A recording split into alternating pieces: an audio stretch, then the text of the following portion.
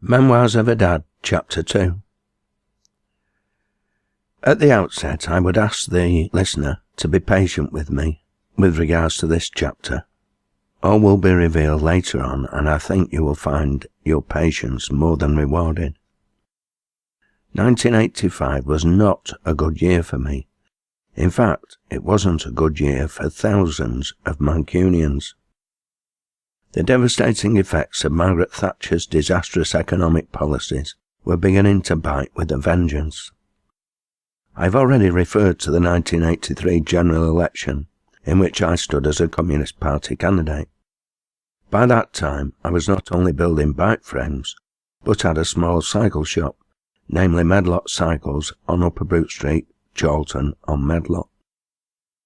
During the election campaign, I, along with all the other candidates, was invited to attend a public meeting in nearby Moss Side. The Tory candidate was there, I think he was a solicitor, and Gerald Kaufman, the Labour candidate and sitting MP, was there. I presume the Liberal candidate was there also, but I have no memory of him. Gerald made a speech in which, despite its professional delivery, he seemed to be playing it safe. In fact, he didn't have to say much, because he was defending a massive majority. The Tory came out with what I can only describe as neoliberal bullshit and folk tales designed to frighten old men and small children with nervous dispositions, attacking the trade unions in particular and the working class in general. He was a devotee of the new religion, called Thatcherism by some, neoliberalism by others, and its new supreme God, the mysterious hidden hand of the free market, along with its assorted priests and bishops, comprising so-called entrepreneurs, usurious moneylenders, land speculators, and assorted capitalist money grubbers.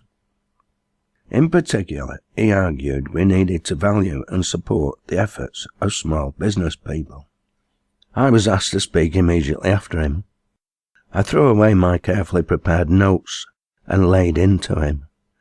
The first thing I said was that it was a very curious situation I found myself in, for, of all the candidates at that meeting, I was the only small business person amongst them, and I was a communist.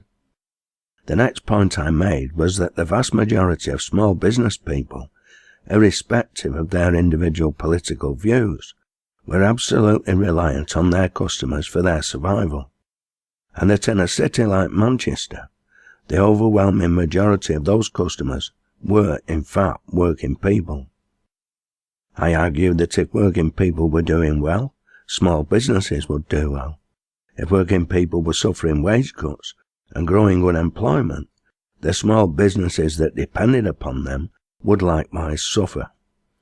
It wasn't the workers, or their unions, or the Reds like me, who were the enemies of small businesses, but the supermarkets and big business generally, the Tory party's paymasters.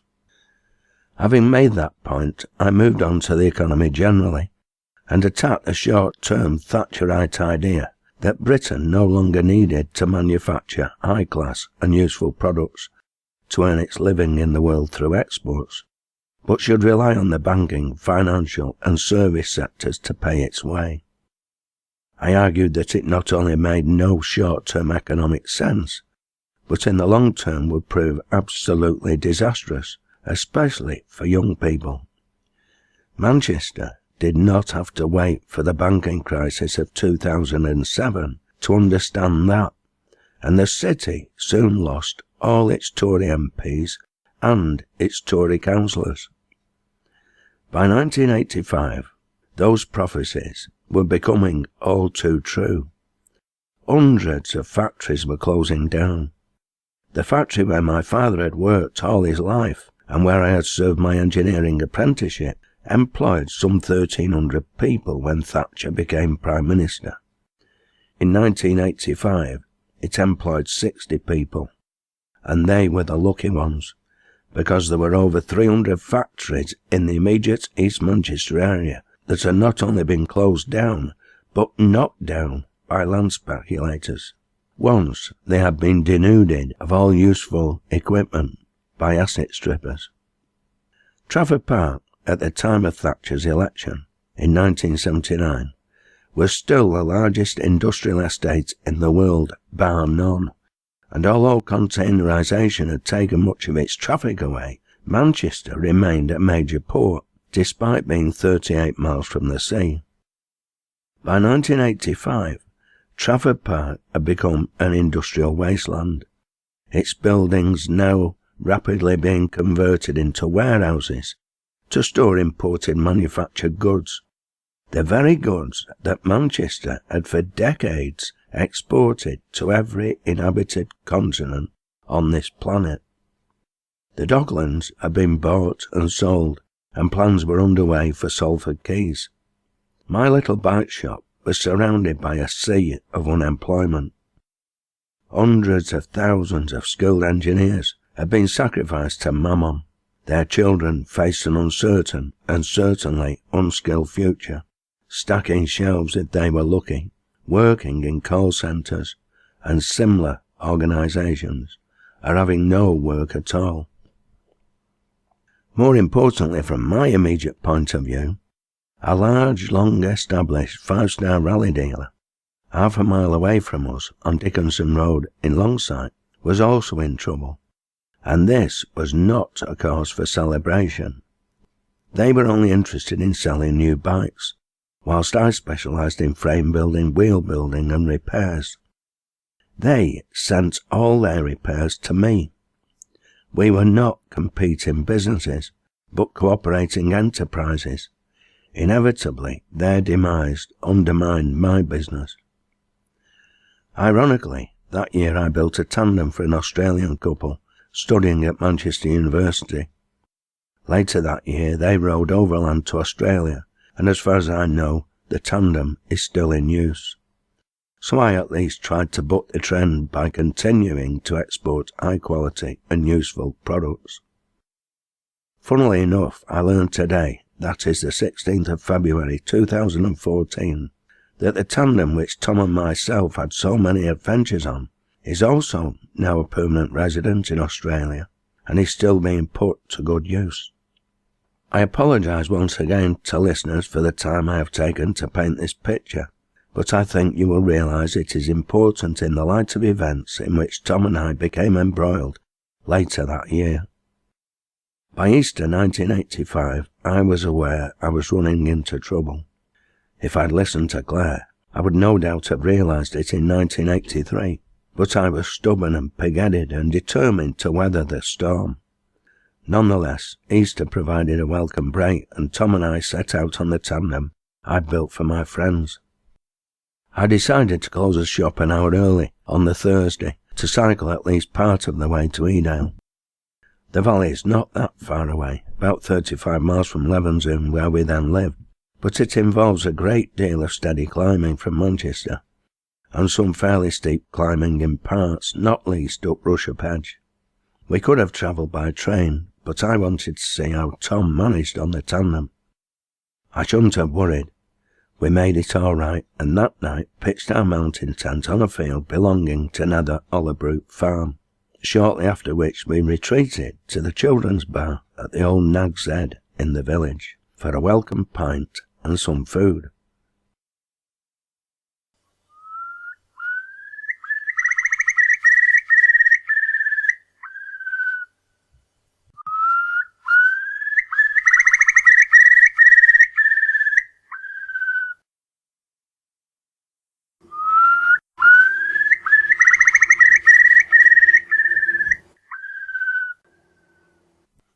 The next morning, the distinctive cry of a curlew, high up on the moors overhead, broke into my dreams.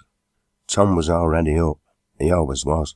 I remained snug in my sleeping bag, but not for long. Normally Tom would have wandered around the campsite, looking hungry and neglected, and sooner or later some unsuspecting camper would have provided him with food. Unfortunately for me and for him, we were the only people on the campsite. In fact, it wasn't really a campsite at all.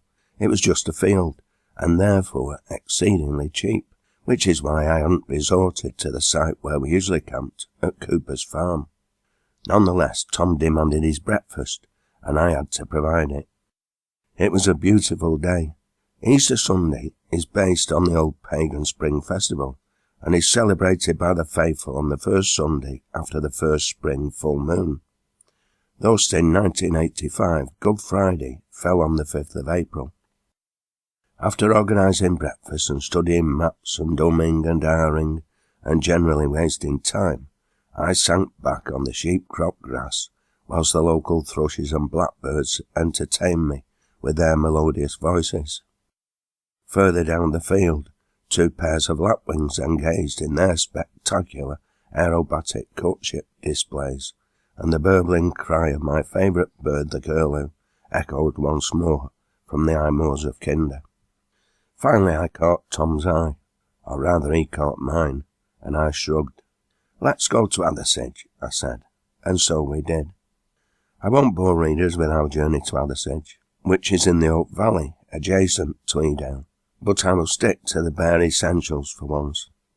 On the outskirts of that village it began to rain, and we took shelter in the Athersidge outdoor shop, which had a cafe upstairs. After tea and fruitcake, we descended the stairs and wandered about the shop, which in the main was stocked with outdoor clothing, boots, maps, and camping equipment. However, Tom's keen eyes had spotted a slim, rectangular box made of wood in China. He asked me to purchase it for him. It was a magic box which contained a drawer which, when pulled out, revealed a round slot. If you put a penny coin into the slot, pushed the drawer back in, and then pulled it out again, the penny disappeared. Tom was never one of those kids who pestered their parents to buy them things in public places. If I'd said no, he might have been disappointed, but he would not have protested and made a public issue of it. I bought it for him, however, and then forgot about it. That night, surprise, surprise, we ended up in the children's bar at the Nag's Head. After we'd had something to eat, Tom asked me for a penny. The children's bar was a wooden extension built onto the rear entrance of the pub. Between it and the main bar was the original rear entrance, followed by a long narrow corridor in which were situated 2 old-fashioned penny slot machines. By then, I was in deep conversation with a couple who were camping on Cooper's field with 2 children. I gave Tom a few pennies and left him to it, knowing he wouldn't stray far. He obviously wasn't having much luck with the penny slot machines because he kept coming back for more. Eventually, a rather irate woman's voice assailed my ears. "Is this your son?" she demanded. "Do you know what he is doing?" I looked up in amazement. Whatever his faults, Tom was always extremely well behaved, particularly in pubs, which we frequented a great deal, being cyclists, they being a source both of sustenance and shelter in bad weather. It turned out he had made quite a discovery. His little magic box could not only make a coin disappear, as detailed in its instructions, but, with a slight modification designed by my clever little lad, could make another coin appear in its place. He was going around the pub asking adults if they would like him to change their pound coins, and if they said yes, he immediately used his box to turn their pounds into pennies. Quite naturally, I took great exception to this display of capitalist exploitation perpetrated by my 3.5-year-old son on extremely naive and no doubt highly vulnerable adults. I made him take the money back. However, half his victims had already left the pub, and the other half just laughed and wouldn't have their money back. And one of them told me I should let Thatcher know. Tom would no doubt get some kind of award for enterprise. After all, it was only a new variation on the old capitalist ethos of buy cheap and sell dear. Tom's cheeks dimpled, his hazel eyes sparkled, and I was left speechless. Not for the first time, I might add.